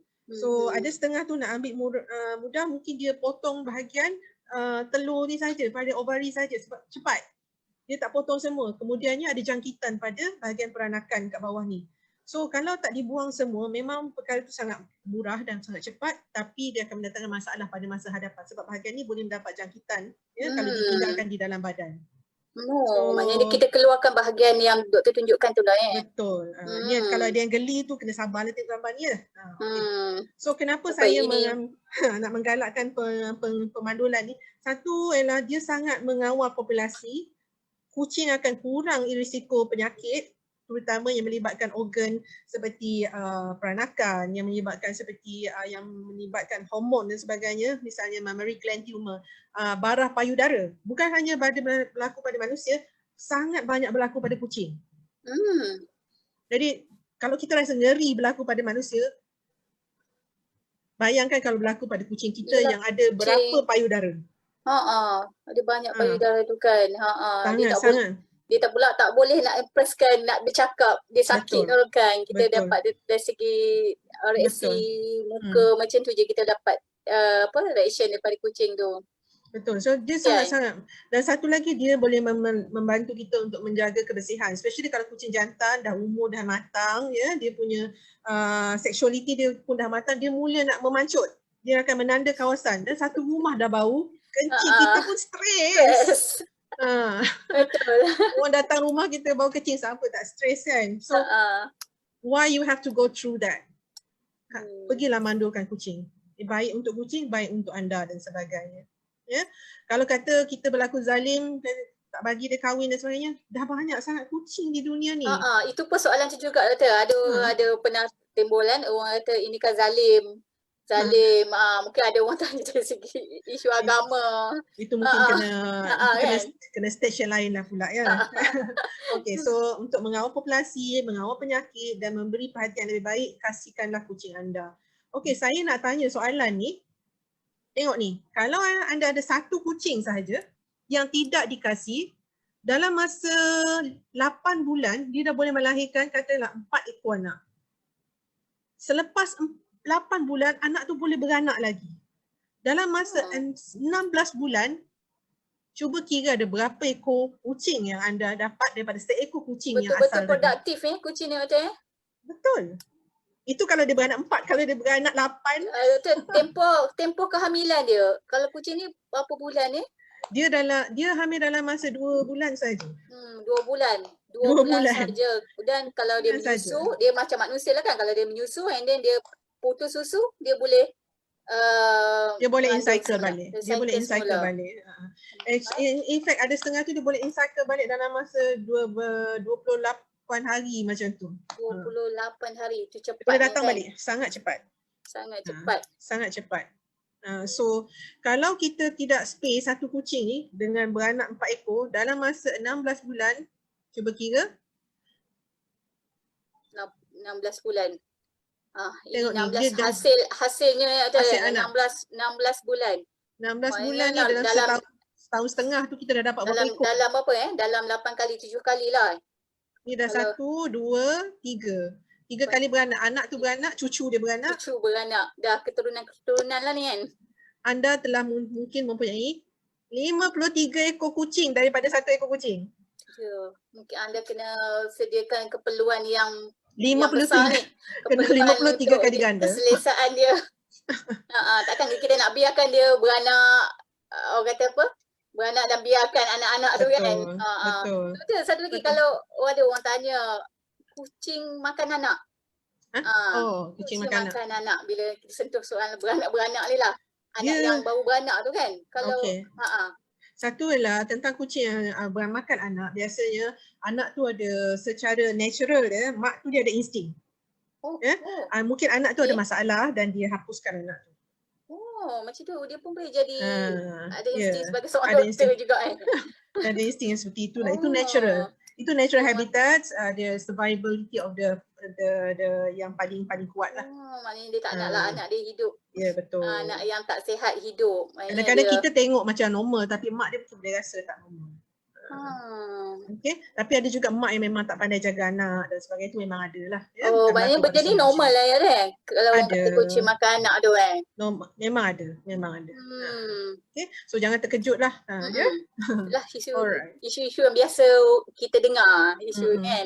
Betul. Dan ada seorang, doktor ada seorang ni tanya tadi, Safwa Insyirah, dia kata Safwa ni dia tanya, tadi kita cakap kita cakap pasal kasih dah ni kan, tapi kat sini dia tanya kucing dia ni dah 2 kali mating tapi tak mengandung. Dia nak pula kucing dia mengandung. Dia kalau untuk Cik Safwan ni, kalau dia nak juga Safwan. Kalau Cik Safwa, okey, special nama dia. Kalau dia nak breedkan dia punya kucing tapi masih tak berjaya, ada banyak faktor yang perlu dia ambil kira. Yang pertama sekali dia kena tengok sama kucing dia tu betul-betul dah matang dan sehat dan berada dalam keadaan hormon dia yang paling tinggi untuk menerima proses mengandung. Dan yang tu boleh diperiksa lah. Setengah tu dia boleh periksa dia punya hormon dan sebagainya. Dan satu lagi adalah kena tengok dia punya structure dalam badan dia tu, normal atau tak. Kalau dah 2 kali tak jalan, sama ada masalah tak normal dan sebagainya. Yang kedua adalah dia punya pasangan yang dipilih tu, sama ada pasangan tu boleh diterima atau tak. Kadang-kadang kucing ni pandai juga, tak berapa handsome tak nak dia loh. Macam tu. So sama ada dia terlalu garang dan sebagainya pun jadi isu yang berbeza. So ada banyak multi-factor untuk menjadikan satu nak kahwin ke kucing tu menjadi atau tak. Yang pertama sekali, yang ibu tu dalam keadaan sihat atau tak lah. So yang tu boleh jumpa doktor untuk tengok keadaan ibu tu, dah boleh buat ultrasound dan sebagainya. Kalau yang lebih high level lagi boleh check dia punya hormonnya sama ada dia dalam keadaan sihat atau tak, ataupun dia dalam keadaan optimum untuk mengandung. Mungkin Cik Safwa Insyirah ni boleh rujuk lah kepada pakar berkenaan lah kan. Boleh jumpa ginekologi. Boleh jumpa ginekologi. Boleh datang ke UPM kan. Boleh datang ke klinik kami. Klinik veteriner UPM. Alright, saya nak kesankan, nak share tentang lebihan populasi tidak terkawal ni. Dia satu, kalau dah 53 ekor tu, kalau seekor nak belanja dia dalam keadaan 100, kalau 53 ekor tu 5,300 dek. Kos yang kita pertimbangkan jugalah kan. Kos yang perlu kita pertimbangkan. Ini dah ramai-ramai tu tak adalah semuanya sihat. So kos rawatan pun akan meningkat. Betul. Sebab kenapa dia akan mula sakit? Sebab dia akan ada stres perebutan kawasan, berebut makan. Dan 53 orang, anak kita ramai-ramai, tak adanya tak berebut. So dia akan menyebabkan stres yang sangat tinggi dan akan menyebabkan kesakitan akan berlaku lah. Ya? Kita pun tak akan ada masa yang cukup untuk 53 ekor. Kalau kita boleh bagi perhatian untuk seekor dalam masa 1 jam, macam mana nak bagi 1 jam tu untuk semua orang yang 53 ekor tu tadi. Jadi kita tak boleh perhatikan kucing kita tu dengan baik. It's not really a quality upbringing. Dan bila kita dah banyak sangat, kita pun dah rasa macam tak mampu, dah rasa stres dan sebagainya, ada berlaku kemungkinan untuk pembuangan kucing dan kita tak mampu, kita tak apalah bagi kat orang, kita pun tak tahu orang tu jaga macam mana, ataupun kita tak apalah hantar kat pasar, nanti ada orang bagi makan kat pasar dan sebagainya kan. So kesian lah kat dia kan. Especially terutamanya kalau kucing kita dah bela kat rumah, dia tak berapa pandai cari makan kat luar, dia tak sama macam kucing dia. Dan kemungkinan mereka ni dibuli sangat tinggi. Betul. Kan? Ramai orang hantar kat pasar macam doktor cakap tadi. Yalah, kata makanan tersedia di pasar katanya kan. Yalah, kita dah biasa bagi makan, dia takkan pandai makan sendiri. Ya, okey. So jadinya saranan saya, buatlah pengkasihan kucing seawal mungkin, boleh mengkasih kucing daripada umur 4 bulan hingga 6 bulan. Biasanya kita galakkan 5-6 bulan lah sebab dia dah besar sikit supaya dia punya risiko buat abuse tu kurang sikit lah. Yeah? Alright. So Selain daripada tu, kalau kita tengok ni, kalau yang berada di pasar ni macam ni lah, yang terbiar ni, kesian kan? Kucing terbiar. Memang Terbiar kita nampak sakit. kalau kita jumpa tepi jalan pun kita pun terasa sedih dia tengok kucing tu Betul, kan. betul, Ha. betul. Okay. So, mungkin banyak, sikit je ni tanda-tanda kucing Okey. sakit. Sakit ni ramai orang Masa tak tahu, pun tapi mengejar kita daripada ni. tu tengah belai lari ni. Tapi yang ni secara general sahaja. Mungkin general je. Tapi kalau yang lebih spesifik, kena datang ke hospital dan ataupun boleh hubungi saya ataupun rakan-rakan kita di Hospital Veterina UPM ni, mereka sedia membantu, insyaAllah boleh emailkan kami juga. Okay, contoh dia paling biasa adalah dia daripada suka main tak main. Depression bukan berlaku pada manusia sekarang ni. Stress, depression is the in disease masa PKP ni kan, semua stress. Tapi kucing dan anjing dan pets dan lain tu semua, mereka ada isu murung, depresi dan stres. Ya? Ada tak nak makan dan sebagainya. Dan sebenarnya kalau dah tak ada nak makan, so badan akan jadi sangat lemah. Dia tak bergerak sangat, tidur banyak dan sebagainya. Dan kalau kita tengok pada gusi, kan tengok ada satu slide yang nampak gusi tu nampak macam pucat kan? Gusi pucat, adapun berat badan dah makin kurus. Makan okey tapi sikit-sikit, tapi bila kita tanya pada yang pemilik haiwan ni, dah lama ke tak makan? Makan doktor. Makan. Tapi dulu dia 6 kilo, sekarang dah 2 kilo. Macam mana makan dah 2 kilo? Dia makan sikit je. Makan sikit tu adalah tanda kucing sudah tidak sihat. Jangan tunggu sampai kucing tu tak makan langsung baru nak jumpa doktor.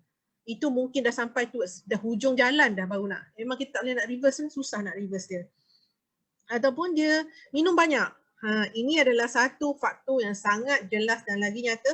Kalau nampak kucing sekejap minum, 1 mangkuk boleh habis, 2-3 mangkuk sehari boleh habis, itu tanda tidak sihat. Itu tak sihat langsung. Cepat-cepat jumpa doktor, mungkin ada masalah diabetik, mungkin ada masalah pada pundi kencing, mungkin ada masalah pada buah pinggang. Ataupun dia ada masalah pada hormon. Dan isu ini bukanlah isu yang ringan, ya. Itu adalah isu yang sangat berat untuk ditangani sebenarnya. Selain daripada tu, ada kucing tu bernafas sangat kencang. Tu bernafas, kita nampak dia macam okey, tapi hari ni dah tak boleh bernafas. Baru nak bawa pergi jumpa doktor, memang susah kita nak tolong. Kalau bernafas, masa tidur pun perut dia bergerak-gerak nak bernafas tu, itu kucing yang tidak sihat dan perlu mendapatkan rawatan dengan segera. Dalam setengah kes jalan emergency. Ya, boleh menyebabkan kematian. Tapak juga, kalau kucing tu lama-lama, especially kalau ramai-ramai, dia pergi toilet banyak kali. Asyik pergi toilet, sekejap pergi toilet. Duduk kat toilet lama pula tu, meneran lama bertenggek kat situ. Itu ada masalah. Okay, bawalah jumpa doktor dengan segera. Ataupun dia dah mula biasa buang toilet tu, dia sharp shooter dia masuk dalam tu kan. Tapi kali tu kenapa dekat tepi pula, ataupun dia tempat yang biasa dia berak tu, dia berak tempat lain. Itu menunjukkan kucing tu ada isu, dia nak bagi tahu, nak cakap tak boleh, so dia kena demonstrate dia ada masalah. Ambil tahu, be sensitive about the changes, ya. Ini adalah perangai yang tidak biasa di luar tabiat. Oh, itu tanda-tanda juga ya tu ya. Betul. Dia tak boleh nak kencing, gerak nak kencing. Betul. Lepas tu ada pun bila kita pegang biasa kita okey je. Tapi hari tu kita pegang dia sakit, gigit atau menjerit. Mungkin ada masalah pada bahagian badan dia yang dia tak selesa. Dan kalau kita tak boleh nak periksa dan kita tak pasti, bawa jumpa doktor dan kita buat appointment dengan sebaiknya. Doktor, kita boleh bagi Panadol ke? Sekejap lagi saya cakap pasal Panadol ni ya. Ada dalam ni Okey, saya nak tunjukkan satu video kalau kita boleh share video ni. Kita video. Macam mana nak buat ni? Nah, video tentang pernafasan ni tadi. Video yang tadi tu kan. Okey, sekejap ya. Kita onkan video untuk pernafasan.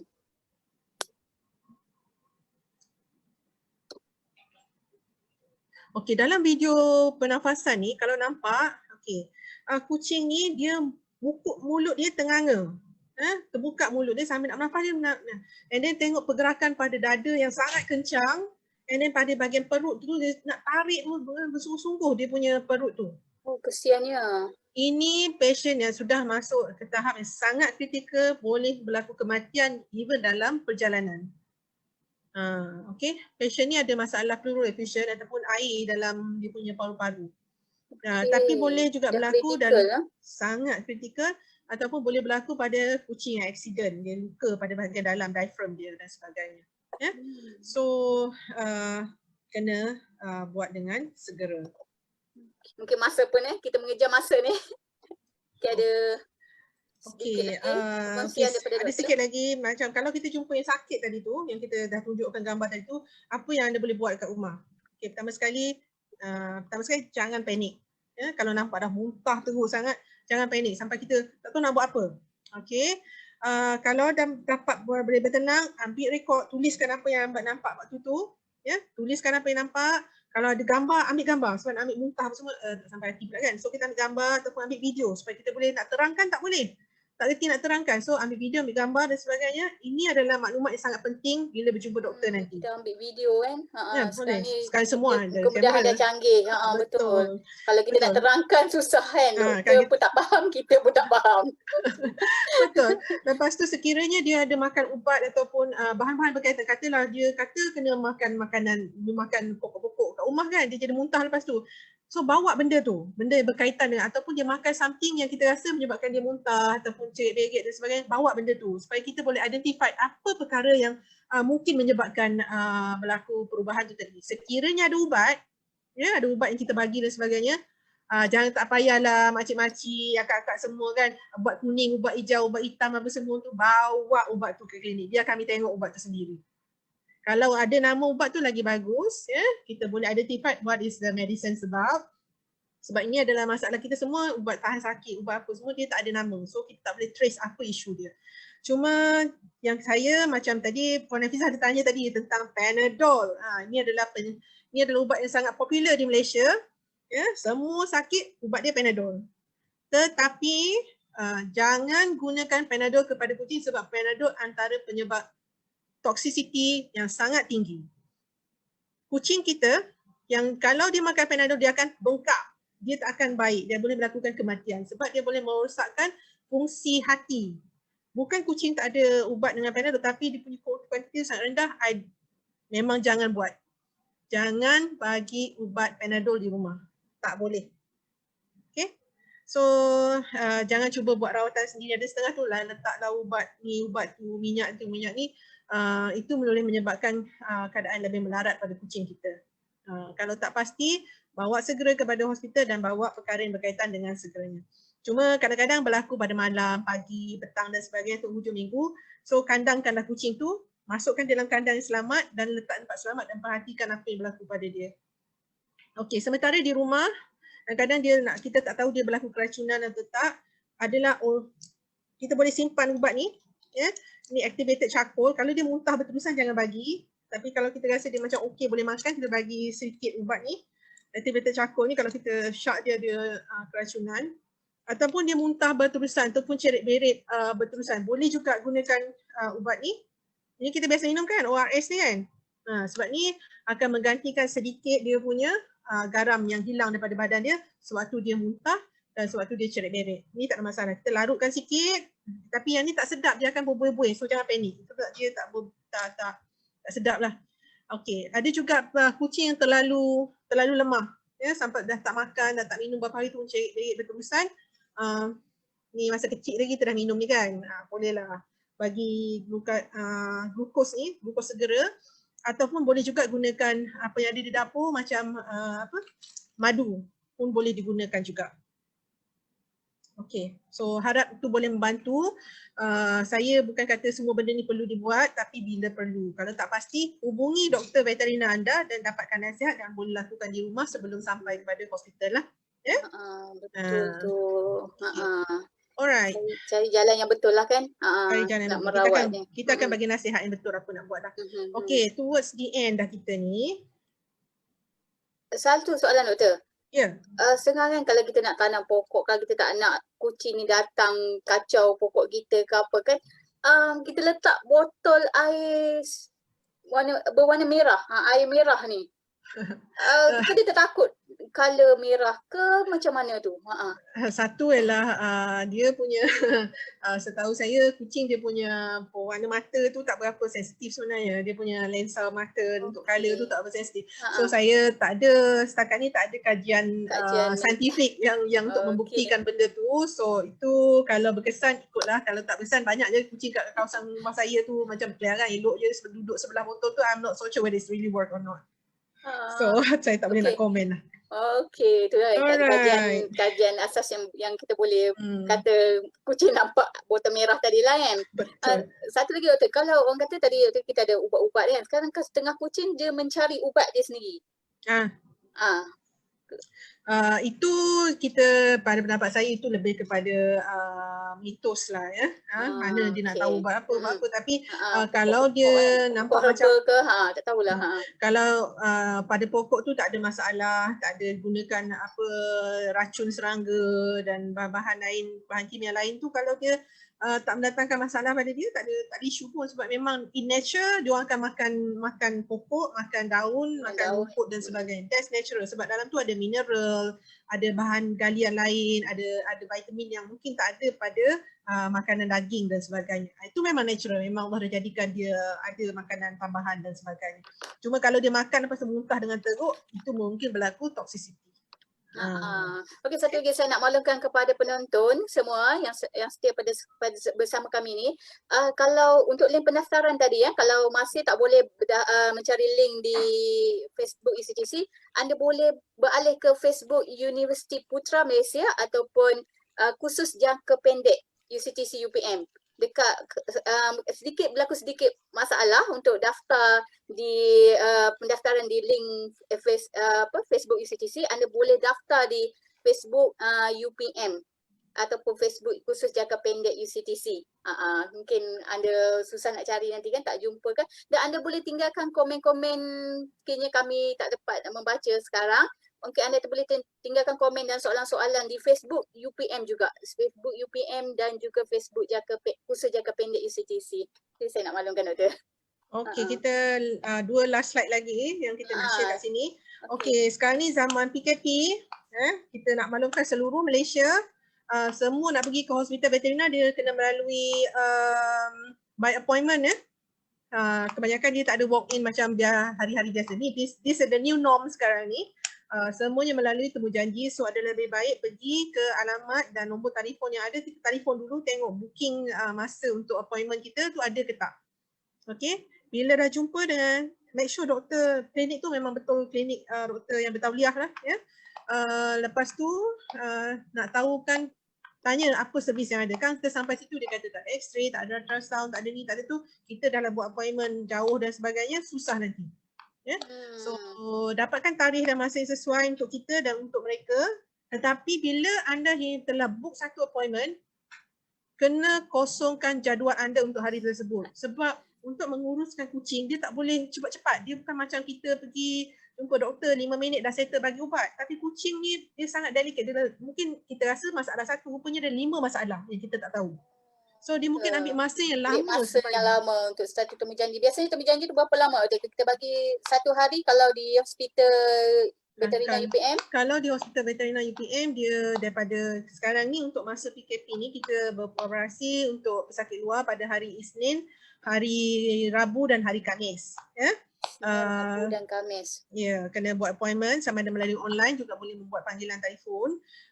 Kita akan letakkan waktu dia yang kosong tu, yang ada doktor kosong dan sebagainya. Dia ambil masa dalam masa 1 jam dan boleh jadi sehingga setengah hari. Panjang. Misalnya kalau patient tu daripada kemudian ambil darah, lepas tu nak kena pergi ultrasound, lepas tu nak pergi buat CT scan. Semua tu kena buat bios dan sebagainya. Yang kadang-kadang kita tak jangka ataupun dia ada reaksi berbeza sebab kita tak tahu kalau patient tu akan buat aktiviti apa. Sebab ni bukan benda boleh bercakap kan, yang budak yang kita nak bawa ni kan. So kita kadang-kadang nak cepat, kita dah setengah hari kerja dan sebagainya. So adalah lebih baik supaya mengurangkan stres pada diri kita sendiri, kosongkan jadual pada hari yang kita ada temu janji veterina. Ya. Alright. So penonton semua ambil maklum lah hal-hal tersebut kan.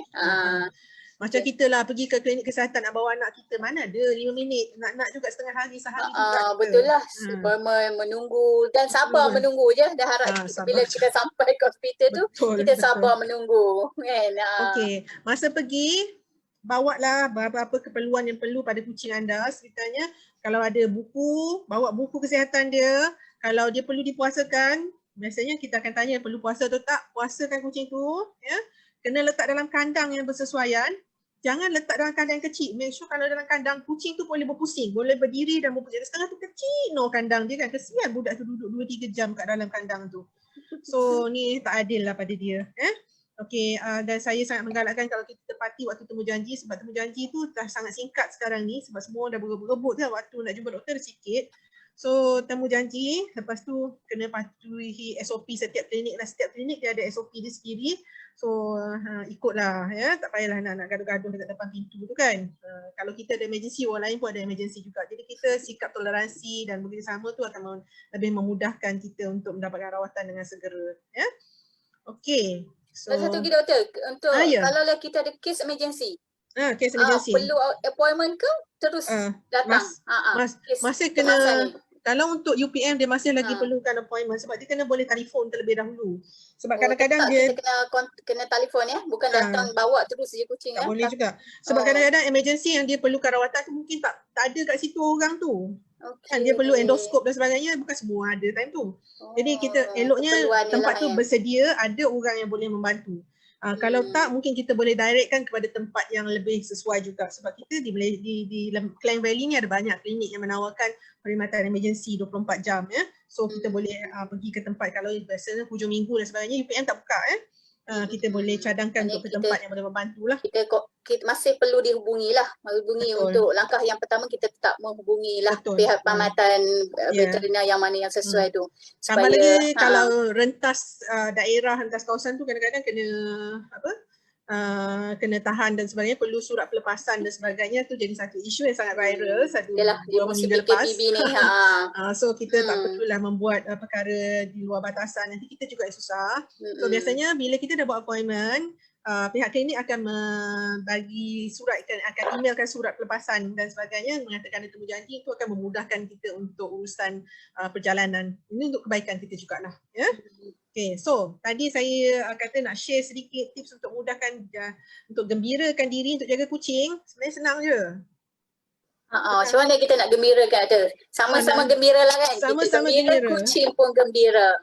Okay, pertama sekali I think niat lah ya. Kita punya nawaitu tu, kenapa kita nak jaga kucing tadi. Satu, banyak orang macam-macam niat. Ada orang nak share kegembiraan, ada orang nak share rezeki, ada orang nak tunjuk dia ada banyak kucing, ada orang nak tunjuk dia ada kucing yang lebih cantik dan sebagainya. Ada orang kesian, banyak niat yang kita sebaik-baiknya buatlah niat yang terbaik. Kita ikhlaskan untuk berkongsi semua apa yang kita ada tu, insyaAllah rezeki tu datang balik pada kita lah. Itu saya yakin macam tu ya. Lain masing-masing kita tahu apa yang kita nak buat dengan kucing ni. InsyaAllah niat yang baik akan mendatangkan result yang baik juga ya. Dan bagi mereka yang nak jaga kucing, sangat-sangat sebelum dia nak jaga kucing tu memang kena ada ilmu dan ada maklumat tentang kucing ni. Kalau tak tahu, kita akan stres, kita tak tahu kucing jenis tu suka apa, besar ni dia perlu apa dan sebagainya. Itu bila kita tak ada maklumat, information, itulah yang menyumbangkan kepada stres kita tadi. So get to know who is your cat. Macam kita lah ada anak, kita jaga anak kita. Betul tu. Kita baca dulu buku tentang penjagaan anak, penjagaan kucing dalam kes macam ni. Dan kita akan memudahkan kita dalam keadaan bersedia. Betul, mungkin kita kena belajar dulu. Kita pun kena belajar kenal kucing ni. Orang kata kalau kucing ni kita dah kena kucing pun kenal kita ya betul? Betul. Macam siapa tadi? Cik Nita tadi yang dia Cik Nita tu kan yang berjaya mengenalkan diri dia pada kucing tu.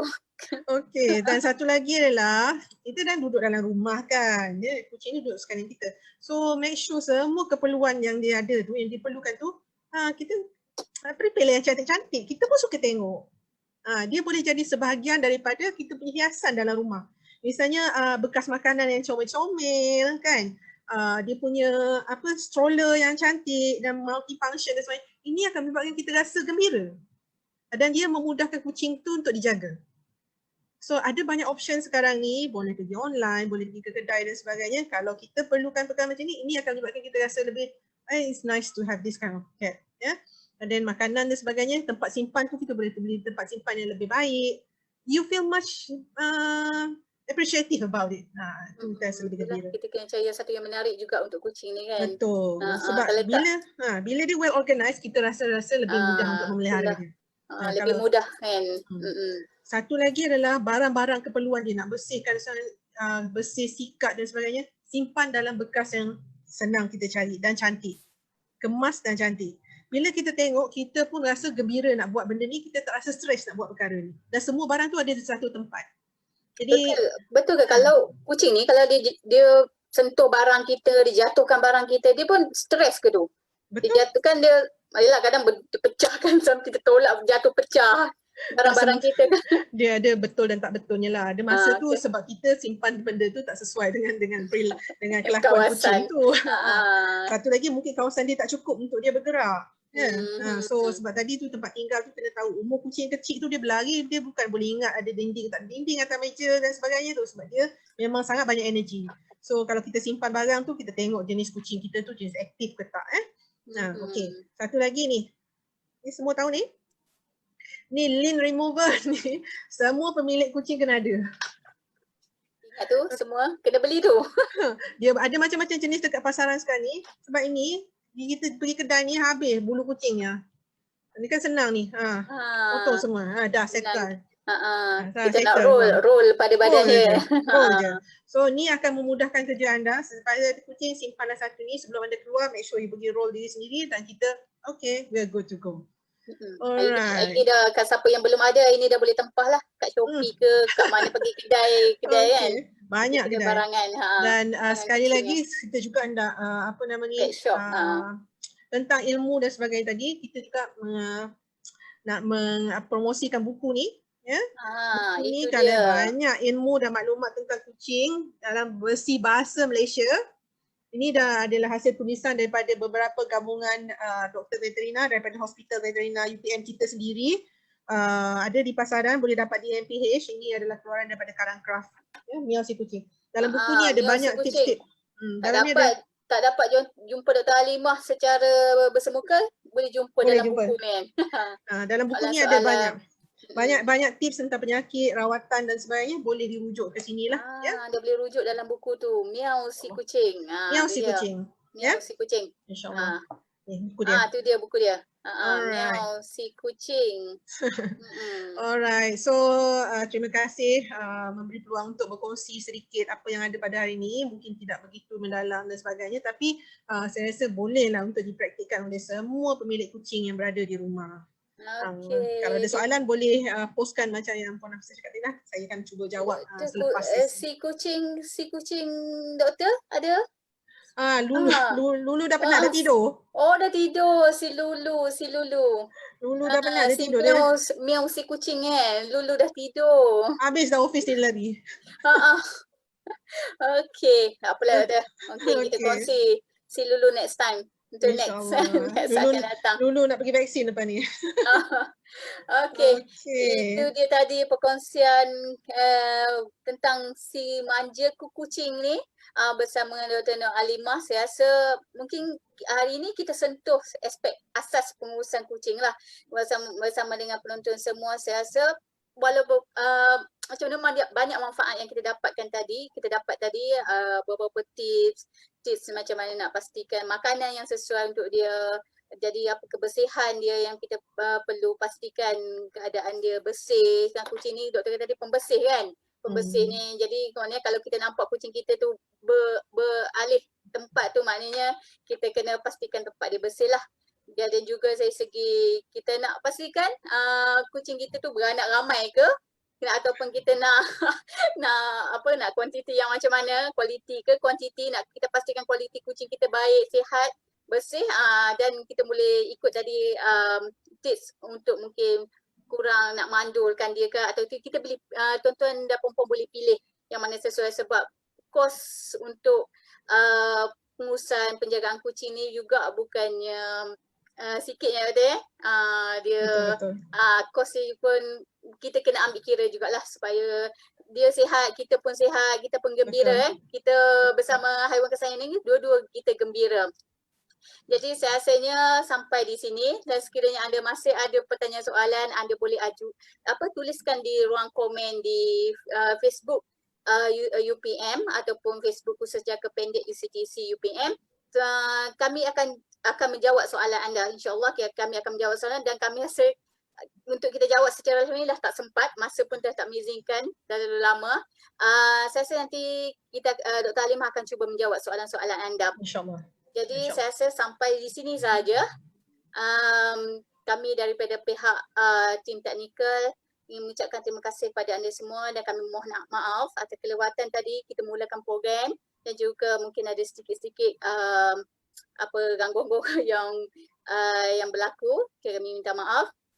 Dan saya rasa pastikan anda terus mengikuti Facebook UCTC, UPM dan juga UPM. Ada info-info, banyak lagi info-info yang menarik yang kami akan kongsikan dengan anda. Bukan sahaja secara live, Facebook secara live, perkongsian secara live, juga infografi yang menarik. Tips-tips daripada infografik yang anda boleh baca dan anda praktikkan di rumah, terutamanya di musim PKP ini. Jadi dengan itu saya mengucapkan terima kasih kepada Dr. Halimah dan juga semua penonton yang bersama kami pada hari ini sehingga ke tengah hari ini. Rasa 1 jam setengah ni satu perkongsian yang banyak dan kita jumpa lagi. Assalamualaikum. Assalamualaikum.